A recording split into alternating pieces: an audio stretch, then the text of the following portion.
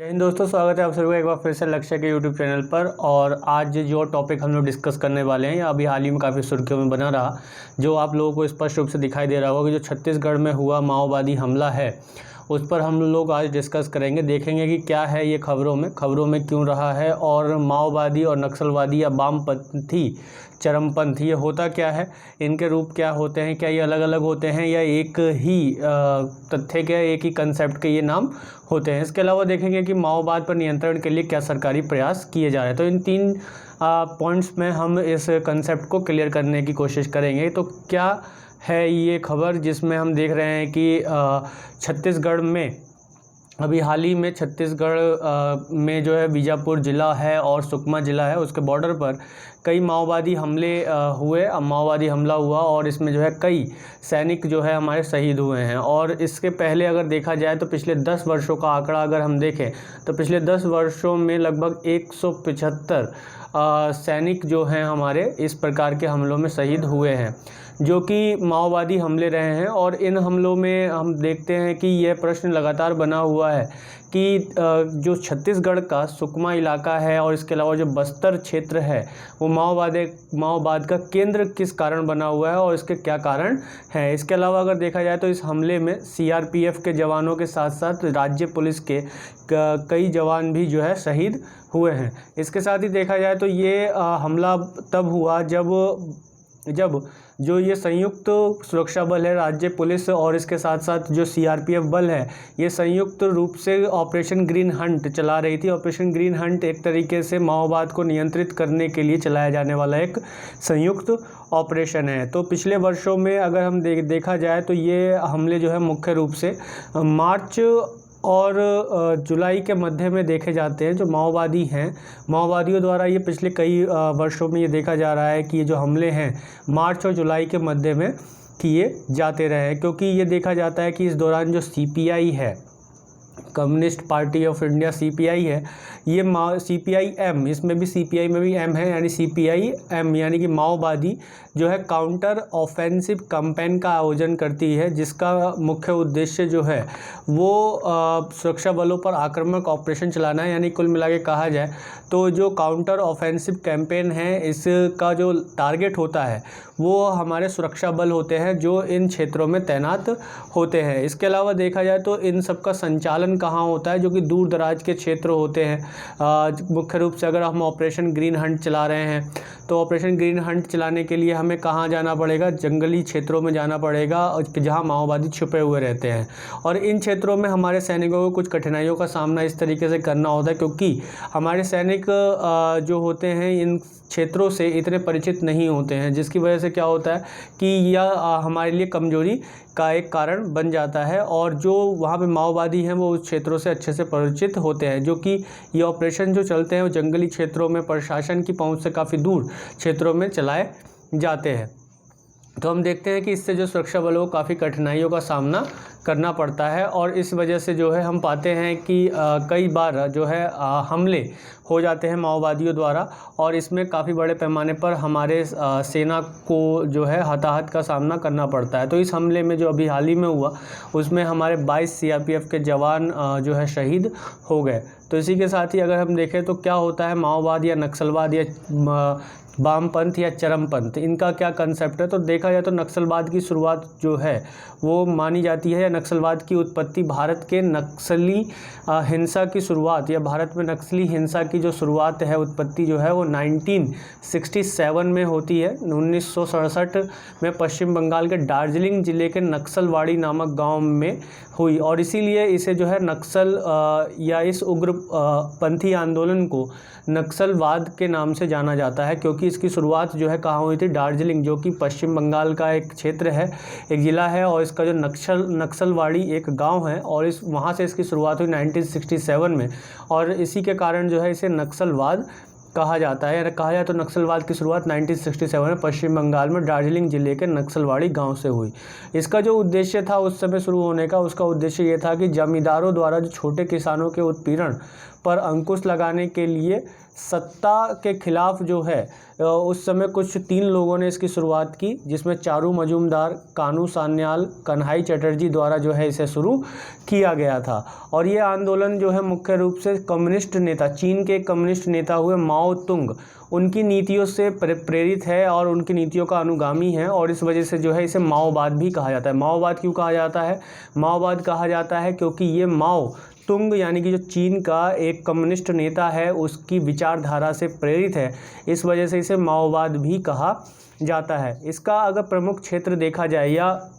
जिन क्षेत्रों में माओवाद फैला हुआ है या नक्सलवाद फैला हुआ है या वामपंथ चरमपंथ फैला हुआ है, इस क्षेत्र को कॉरिडोर या रेड कॉरिडोर के नाम से जाना जाता है। अगर देखा जाए तो रेड कॉरिडोर के जो क्षेत्र हैं, आपको अगर ये मैप में स्पष्ट दिखाई दे रहा होगा, जो ये रेड कलर में हैं ये हाईली अफेक्टेड एरिया हैं, जैसे झारखंड, बिहार का दक्षिणी क्षेत्र, छत्तीसगढ़, ओडिशा, आंध्र प्रदेश का उत्तरी क्षेत्र, ये क्षेत्र जो है हाईली अफेक्टेड एरियाज़ हैं नक्सलवाद या माओवाद से। और इसके अलावा असम और मणिपुर में हम देख रहे हैं कि अभी ये नया अपना पांव पसार रहा है, नया सिरे से यहाँ पर देखने को मिल रहा है। इसी तरीके से जो मॉडरेटली अफेक्टेड है, यानी कि जहाँ पर कुछ कम आंशिक रूप से अफेक्टेड एरियाज़ हैं, उनमें हम देखते हैं क्या, महाराष्ट्र, पश्चिम बंगाल और आंध्र प्रदेश जो है, यहाँ पर माओवाद जो है आंशिक रूप से प्रभावित क्षेत्र है या आंशिक रूप से प्रभावित क्षेत्र राज्य हैं। छत्तीसगढ़, झारखंड, उड़ीसा और बिहार, इनमें जो है गंभीर रूप से प्रभावित क्षेत्र हैं, जिनको रेड कॉरिडोर के नाम से जाना जाता है। यानी कि कुल मिला के जहाँ आपने अक्सर ये शब्द सुना होगा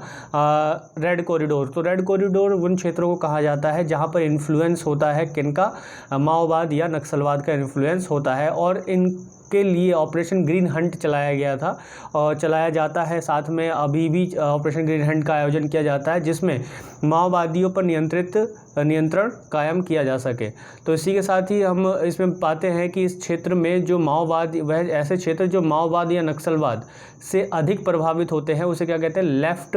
विंग एक्सट्रीमिस्ट अफेक्टेड एरियाज़ कहते हैं, यानी कि वामपंथी चरमपंथ प्रभावित क्षेत्र कहते हैं। तो यहाँ पे हम कह सकते हैं कि माओवाद और नक्सलवादी तो दोनों एक टर्म है। माओवाद इस वजह से कह देते हैं क्योंकि चीन का जो एक प्रमुख नेता है माओ तुंग, उसकी विचारधारा से ये अत्यधिक प्रभावित है, तो माओवाद कह दिया जाता है। नक्सलवाद इसलिए कहा जाता है क्योंकि ये पश्चिम बंगाल के नक्सलवाड़ी जो गांव है वहाँ पर इसकी उत्पत्ति हुई भारत में 1967 में, तो इस वजह से इसे जो है नक्सलवाद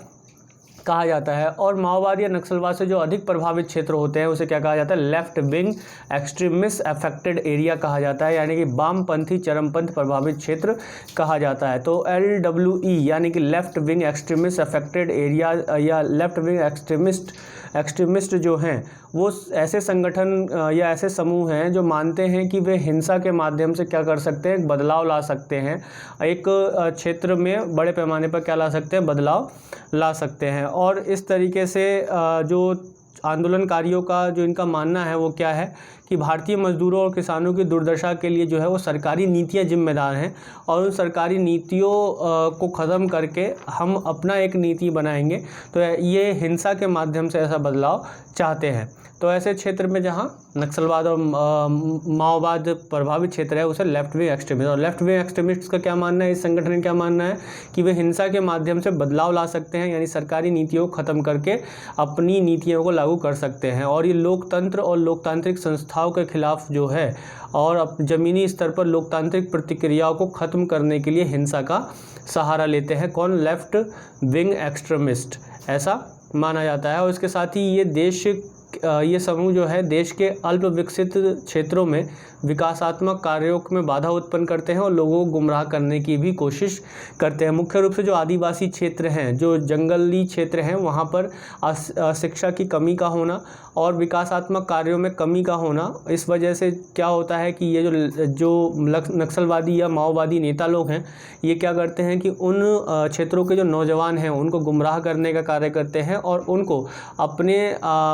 संगठन में शामिल करने और उनसे जो है माओवादी क्रियाओं में हिस्सा लेने का कार्य करवाते हैं। और इसके अलावा अगर देखा जाए तो उनको ट्रेनिंग देते हैं, प्रॉपर बंदूक चलाना इत्यादि सारी ट्रेनिंग देते हैं, और फिर उसके बाद माओवाद को बढ़ावा देने का कार्य करते हैं। तो इस प्रकार अगर देखा जाए तो भारत सरकार द्वारा माओवाद के नियंत्रण के लिए क्या प्रयास किए जा रहे हैं, तो इसमें मुख्य रूप से देखा जाता है समाधान को। तो समाधान के एक सिद्धांत को वामपंथी अतिवाद को रोकने का एक उपाय माना गया है। इसके अंतर्गत लेफ्ट विंग एक्सट्रीमिस्ट से निपटने के लिए सरकार द्वारा विभिन्न स्तरों पर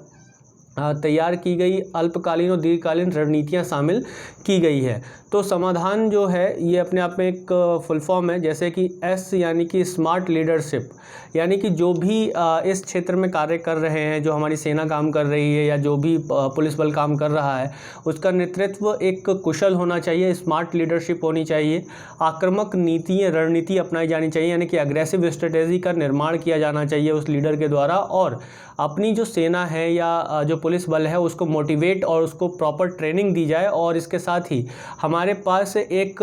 एक्शनेबल इंटेलिजेंस होना चाहिए, यानी कि ऐसा इंटेलिजेंस होना चाहिए, क्रियाशील खुफिया तंत्र होना चाहिए जो हमें आवश्यक और उचित जानकारी जो है माओवाद के विरुद्ध लाकर दे सके, या उसके संबंधी जो जानकारियां हैं वो हमें लाकर दे सके। जैसे कि अगर हमने देखा कि अभी जो अटैक हुआ वो इसलिए हुआ कि हिडमा नामक एक जो माओवादी प्रमुख लीडर है, कमांडर है, उसका होने की सूचना जो है बीजापुर में मिली थी, बीजापुर के जंगलों में मिली थी, जिसके लिए ऑपरेशन ग्रीन हंट चलाया गया था। और उसको पकड़ने के लिए हमारी जो सीआरपीएफ की टुकड़ी थी वो रवाना हुई थी पुलिस बल के साथ, और वहाँ पर एक शायद मिसलीडिंग हुई, या फिर ये कहा जा सकता है कि हमारी जो सूचनाएं हैं वो लगातार उन तक पहुँच रही थी, माओवादियों तक पहुँच रही थी किसी कारणवश, जिसकी वजह से क्या हुआ कि उन्होंने हमें यू शेप में फंसा लिया। यू शेप एक रणनीति है, एक युद्ध की रणनीति है, जिसमें हमें एक दो तरफ से पहाड़ है और एक तरफ से वह स्वयं आ रहे हैं, दूसरी तरफ घने जंगल हैं, जिसकी वजह से हमारी सेना वहाँ फंस जाती है और फिर वो हम पर अटैक कर लेते हैं। तो एक एक्शनेबल खुफिया तंत्र की होने की यहाँ पर बहुत ज़्यादा ज़रूरी है, यानी कि एक्शनेबल जो इंटेलिजेंस है, क्रियाशील खुफिया तंत्र होना चाहिए, हमारे पास एक मजबूत खुफिया तंत्र होना चाहिए। इसके अलावा एक डैशबोर्ड आधारित प्रमुख प्रदर्शन संकेतक होना चाहिए, जो यहाँ या माओवादियों की जो गतिविधियाँ हो रही हैं उनके बारे में प्रमुख और सटीक रिकॉर्ड होना चाहिए हमारे पास, कि किस समय वो किसके साथ मिल रहे हैं या उनका कोई नेता किस तरीके से मिल रहा है। हालांकि इसमें कठिनाइयां हमें बहुत देखने को मिलती हैं, क्योंकि मुख्य रूप से कौन माओवादी है या नहीं है ये पता कर पाना बहुत ही मुश्किल होता है, क्योंकि वहाँ के जो ग्रामीण क्षेत्र हैं उन ग्रामीण क्षेत्रों का एक प्रमुख रूप से सपोर्ट उनको मिलता है। इसके अलावा प्रौद्योगिक का दोहन होना चाहिए, यानी कि अच्छे से हमें टेक्नोलॉजी का यूज़ करना चाहिए, कि जो जंगली क्षेत्र है वहाँ पर ड्रोन इत्यादि का उपयोग करना चाहिए, ताकि हम ऊपर से ही निगरानी रख सके और हमारे सैनिकों की जान भी ना जाए। इसके अलावा action plan for each theatre, यानी कि हर एक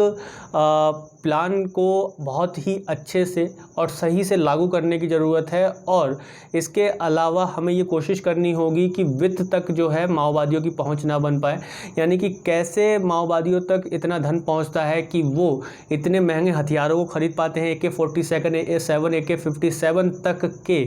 हथियार उन तक पाए जाते हैं। तो कहीं ना कहीं ये भी माना जाता है कि चीन का हस्तक्षेप जो है इसमें है, और चीन लगातार इस चीज़ को बढ़ावा दे रहा है, इनको बढ़ावा देता है, ऐसा माना जाता है। हमारी जो इंटेलिजेंस है उसके कई जो सूचनाएं हैं उसमें ऐसा कहा गया है। तो वित्त तक पहुंच को रोकना भी एक महत्वपूर्ण पक्ष है समाधान का, ताकि हम एक तरीके से माओवाद पर नियंत्रण कर सकें। हालांकि पिछले कई वर्षों में ये देखा गया है कि माओवाद को लगभग जो है नियंत्रित कर लिया गया है। कुछ ऐसे क्षेत्र हैं जो अब भी नासूर बने हुए हैं, या कहा जाए तो वहाँ पर जो है बड़े पैमाने पर माओवादी गतिविधियाँ होती रही हैं। इसके अलावा अगर देखा जाए तो हमारे लिए ये तो थोड़ा कठिनाइयाँ चुनौतियाँ भरा इस वजह से भी हो जाता है, क्योंकि ये जंगली क्षेत्र हैं और इन जंगली क्षेत्रों के बारे में अधिक जानकारी जो है वहाँ के निवासियों को होती है, जबकि वहाँ के निवासी जो है इन्फ्लुएंस में आ जाते हैं, किसके, जो माओवादी हैं उनके इन्फ्लुएंस में वो आ जाते हैं, जिसकी वजह से वो भारतीय सेना या जो हमारी पुलिस बल है उनका साथ ना देकर वो संपूर्ण सूचनाएँ, या फिर कहा जा सकता है कि जो एक सूचना तंत्र के रूप में, वो माओवादियों के सूचना तंत्र के रूप में वहाँ के लोकल लोग काम करते हैं। तो ये आई होप मुझे ऐसा लग रहा है कि अब आप लोगों को ये समझ में आ गया होगा कि माओवाद या नक्सलवाद क्या होता है या वामपंथी चरमपंथ क्या होता है। अक्सर मेरे से क्वेश्चन पुटअप होता है क्लास में कि लेफ़्ट विंग एक्सट्रीमिस्ट क्या होगा या फिर वामपंथ या फिर माओवाद क्या होगा। तो अब आप लोगों को समझ में आ गया होगा कि वामपंथ या माओवाद क्या होगा, और इसके लिए जो एक कुछ ऑपरेशन चलाए जाते हैं कि ऑपरेशन ग्रीन हंट है, समाधान है। ये समाधान एक रणनीति का सिद्धांत है कि एक अलग अलग तरीके की रणनीतियाँ किस तरीके से हमें अपनाई जानी चाहिए। और इसके अलावा जो वामपंथ है वो क्या होगा, माओवाद या नक्सलवाद में कोई अंतर नहीं है, ये दोनों एक ही हैं और इनकी विचारधाराएं ही एक ही हैं। बस नक्सलवाद भारत में जन्म लिया है, भारत में एक गांव के नाम पर उसका नक्सलवाद रखा गया है। शुरुआत में नक्सलवाद की जो शुरुआत हुई थी उसका कारण था कि जो जमींदारों द्वारा किया जा रहा अत्याचार है उससे मुक्ति पाना इसका उद्देश्य था। लेकिन बाद में अब ये एक तरीके से हिंसात्मक हो चुका है बड़े पैमाने पर, और ये भारत सरकार की जो लोकतांत्रिक संस्थाएं हैं, लोकतांत्रिक व्यवस्थाएं हैं, उसके विरुद्ध कार्य कर रहा है। आप लोगों को मैं आशा करता हूं कि आप लोगों को वीडियो अच्छी लगी होगी। अच्छी लगी है तो लाइक करें, शेयर करें अपने दोस्तों के साथ ज़्यादा से ज़्यादा। धन्यवाद।